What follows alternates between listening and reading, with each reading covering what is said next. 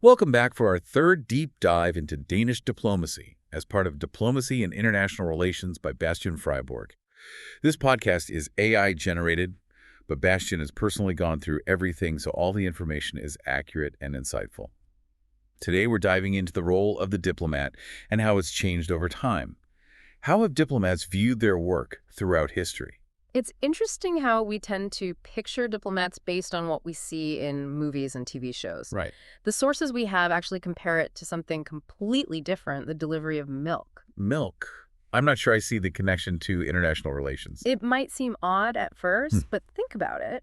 How we get milk has changed so much. That's We used to have milkmen delivering it to our doorsteps, and now we buy cartons at the supermarket. Yeah, But the basic idea is still the same, getting milk to people. I see what you mean. Diplomacy is similar. The methods have evolved, but the core remains dealing with relations between countries. So understanding diplomacy means looking beyond the surface and considering how it's changed over time. Exactly.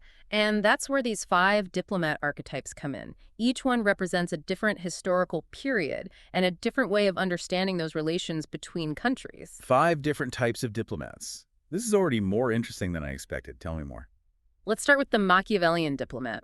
Imagine 16th century Italy, constant warfare, shifting alliances, lots of political intrigue. Sounds like a time that called for some cunning strategies. This type was inspired by Machiavelli's book, The Prince. They saw diplomacy as a tool for survival, even if it meant bending the rules a bit. So it's all about the ends justify the means and using secrecy and even deception to achieve your goals. That's the Machiavellian mindset. This type of diplomat operated in a world where trust was rare. Survival was the priority. This reminds me of that famous quote about an ambassador being an honest man sent to lie abroad for the good of his country. That quote perfectly captures the Machiavellian approach. It's important to remember that times were different then, and this doesn't necessarily reflect modern diplomacy, but it helps us see how the role has evolved. Right.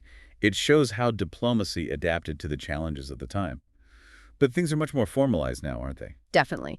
As diplomacy became more established, we see the emergence of the professional diplomat. This archetype viewed diplomacy as a specialized field with a specific set of skills and knowledge. So it's not just about being charming and persuasive anymore. Charm is helpful, but it's not enough. Ottaviano Maggi, a Venetian diplomat, wrote a whole book outlining the qualities of a true diplomat. Oh, wow. He argued that they needed to be experts in everything from theology and philosophy to history and even poetry. It sounds like it took a lifetime of study to become a diplomat back then. That was the idea. This archetype emphasized the elitist nature of diplomacy. So only a select few were considered qualified for the job. That's right. People like Harold Nicholson, who wrote a book called Diplomacy, believed that only certain people had the necessary qualities for effective diplomacy. Experience, knowledge, and social standing were seen as essential. It's interesting to see how the diplomat went from being a cunning strategist to this learned expert. But did this elitist view of diplomacy last? Not entirely.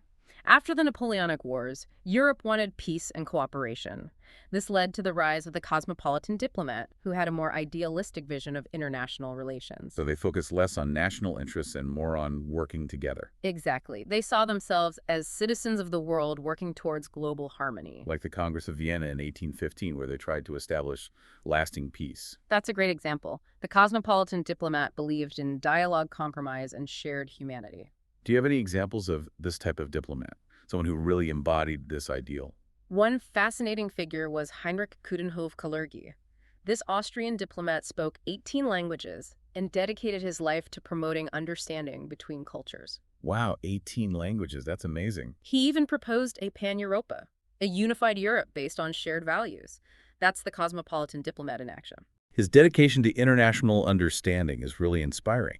But how did this cosmopolitan ideal actually influence diplomacy? Well, internationalism became quite important, particularly in Scandinavian diplomacy.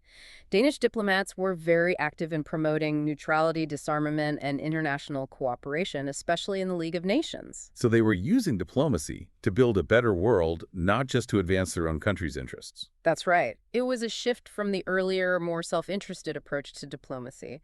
But how did this perspective hold up against global conflicts and nationalism? Well, to answer that, we need to talk about the emergence of a new archetype, the democratic diplomat. And that's where we'll pick up in the next part of our deep dive. The democratic diplomat really came about after World War I. That conflict really shook things up in the world of diplomacy. People felt like the old ways weren't working anymore. Exactly. There was this sense that the old ways of doing diplomacy, all secretive and elitist, had actually contributed to the war. So they wanted a more open approach to diplomacy, something that reflected democratic values. That's the idea. The democratic diplomat was all about transparency, public engagement, and accountability in international relations. It seems like a big change from the archetypes we talked about earlier. It was a pretty significant shift. This new type of diplomat didn't think diplomacy should just happen behind closed doors. They wanted more public diplomacy, where countries would engage directly with citizens of other countries. It seems like the rise of mass media and new communication technologies would have played a role in that. Absolutely. With radio and newspapers becoming more common, diplomats couldn't just rely on those backroom deals anymore. They had to learn how to communicate with a larger audience and build support for their policies. So diplomacy became less about talking to kings and more about talking to the people. That's a great way to put it. And this new approach brought new challenges. George F. Kennan, an American diplomat, argued that while public opinion was important, too much democratic involvement could actually make diplomacy less effective. So finding the right balance between transparency and expertise became really important for the democratic diplomat. Exactly. And that tension between openness and secrecy, between public opinion and expert knowledge, it's still a big issue in diplomacy today. We've talked about 4 different diplomat archetypes now, each with its own perspective on diplomacy. What's the last archetype we need to discuss? The Weberian diplomat. This archetype emerged in the 20th century with the rise of bureaucracy. It's named after sociologist Max Weber. The Weberian diplomat sees diplomacy as mainly an administrative function, all about rules, procedures, and a clear hierarchy. So this is the diplomat who loves protocol and paperwork, the one who always follows the rule book. You could say that, and they believe in efficiency and order. Think about the Vienna Convention on Diplomatic Relations. That agreement lays out all the functions, rights, and privileges of diplomats in great detail.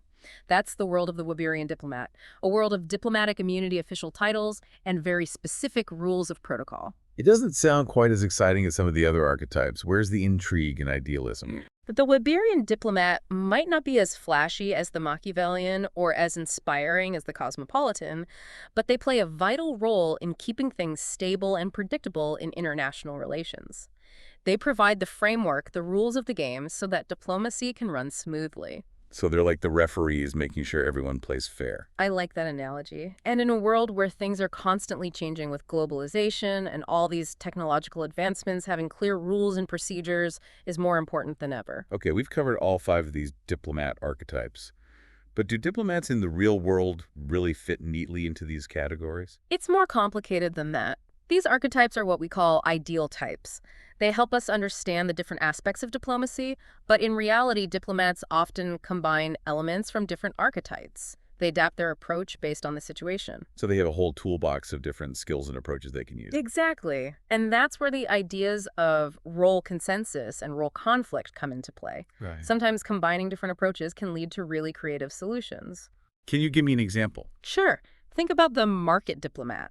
This is a newer archetype that blends elements of the professional, the democratic, and the cosmopolitan. The market diplomat. That's an interesting combination. It reflects how important economic issues have become in foreign policy. Market diplomats are good at negotiating. They understand economics and trade, and they know how to do public diplomacy and build relationships. So they're not just looking out for their own country's interests, but also trying to find solutions that benefit everyone. Exactly. They understand that in today's world, economic prosperity and global stability go hand in hand. That's a great example of different approaches working together. But what about when those approaches clash? What about role conflict? Imagine a diplomat who is drawn to those more heroic aspects of diplomacy, negotiating peace deals, mediating conflicts, that kind of thing. Right. But they're also expected to handle all the administrative tasks that come with the job writing reports, attending meetings, following protocol. So they want to be the hero, but they're stuck doing paperwork. It can be a tough balance. That tension between wanting to make a big impact and having to deal with the daily grind of bureaucracy can create a lot of conflict for diplomats. They might feel limited by their position or struggle to reconcile their own values with the realities of the job. It's a good reminder that diplomats are people too. They have their own ambitions and frustrations. Definitely. And to understand diplomacy, we need to understand those internal conflicts. It's not just about learning skills, it's about navigating these different roles and expectations.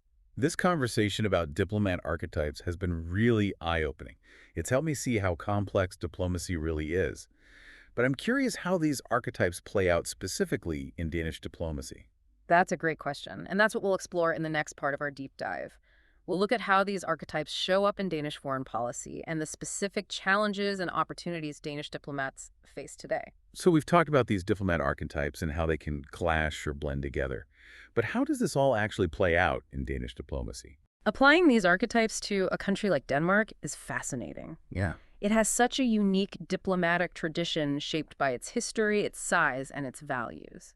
When I think about Danish diplomacy, words like consensus and cooperation come to mind. Right. But where do those more Machiavellian or Weberian tendencies fit in? Well, remember, these archetypes aren't about putting diplomats into boxes. Right. They're more like different perspectives or lenses that we can use to understand their approaches. I see. Even in a diplomatic culture that's known for its openness, there might be times when a more pragmatic Machiavellian approach is needed. Like when? Can you give me an example? Imagine a negotiation that's really sensitive, maybe involving national security or a complex international crisis. Okay. In those situations, discretion might be super important. Yeah. A Danish diplomat might have to operate with a certain level of secrecy. But at the same time, they still need to uphold those core values of transparency and accountability. It's a tricky balance. So they're not abandoning their principles. They're just recognizing that different situations call for different tactics. Exactly. And that's where that idea of role conflict can come into play. Right. A Danish diplomat might be torn between wanting to be open and transparent and needing to be strategic and maybe even a little secretive in some high-stakes situations. It sounds like they're constantly having to negotiate, not just between countries, but also within themselves. It definitely adds another layer of complexity to their work. Now, when it comes to the professional diplomat, that archetype is very strong in the Danish Foreign Ministry. Okay. You'll find a lot of very skilled diplomats who are experts in international relations. We talked about how that archetype can be a bit elitist, though. Yeah, How does that play out in Denmark, which is known for being pretty egalitarian? that's a good point, and it's something that the Danish Foreign Ministry is very aware of. I see. They try to strike a balance between having high professional standards and also fostering a culture of inclusivity and collaboration. So it's about valuing expertise, but also making sure that different perspectives are represented. Exactly. They've been working to partner with universities, NGOs, and businesses to bring more voices and expertise into the diplomatic process. So they're trying to avoid that ivory tower mentality. Exactly. They understand that in today's world, you need to draw on a wide range of knowledge and experience to be effective in diplomacy. Okay, let's talk about the cosmopolitan diplomat. Denmark has a strong tradition of internationalism. Right.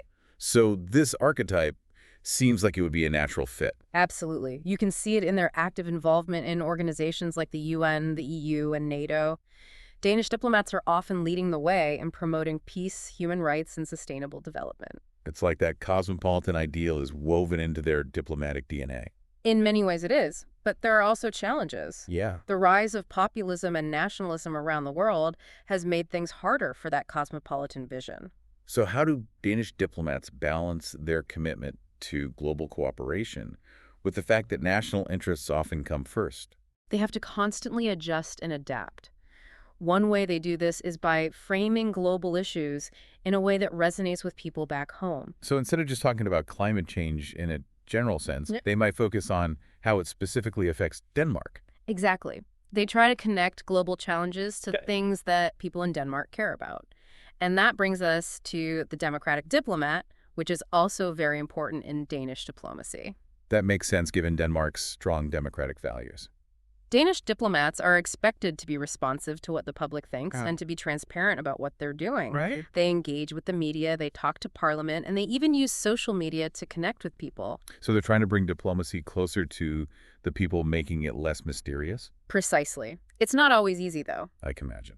There are valid concerns about keeping certain information confidential, but at the same time, there's this growing understanding that in a democracy, diplomacy can't happen in a vacuum. Okay, and finally the Weberian diplomat. How does that archetype play out in Denmark? Even though Denmark is known for being informal and egalitarian, that Weberian focus on rules and procedures is still really important. I'm curious why that is. Well, Denmark is a small country, Right. and that means they don't have the same kind of influence as bigger countries. So it's really important for Danish diplomats to be seen as reliable, predictable, and trustworthy. I see. And following international rules and protocols helps to reinforce that image. So by showing that they play by the rules, they actually gain more credibility on the world stage. Exactly. That meticulous attention to detail and protocol that the Weberian diplomat is known for can be a real asset for Danish diplomacy. It's fascinating how all of these archetypes can be interpreted and applied in different ways depending on the context. That's what makes this so interesting. There's no one right way to do diplomacy. It's about understanding the nuances, the historical influences, and how different personalities and approaches interact. This has been such an insightful deep dive. It's really given me a much better grasp of how diplomacy works in the real world. I'm glad to hear that. And remember, this is just the beginning. There's so much more to learn about diplomacy and how it affects our lives. I'm definitely looking forward to learning more. But before we wrap up, I want to leave our listeners with a thought. We've been talking about how the lines between diplomats and everyone else are becoming blurred. So here's something to think about. In a world that's so interconnected, are we all becoming diplomats in some way? That's a great question. As the world faces more and more global challenges, our ability to communicate, to understand different viewpoints, and to build relationships across cultures is becoming more and more vital. Maybe the future of diplomacy isn't just about professional diplomats. Maybe it's about all of us working together to create a more peaceful and cooperative world. That's a really inspiring thought, and it's a perfect way to end our deep dive into the world of Danish diplomacy. Thanks for listening. Be sure to join us next time for another fascinating exploration of diplomacy and international relations.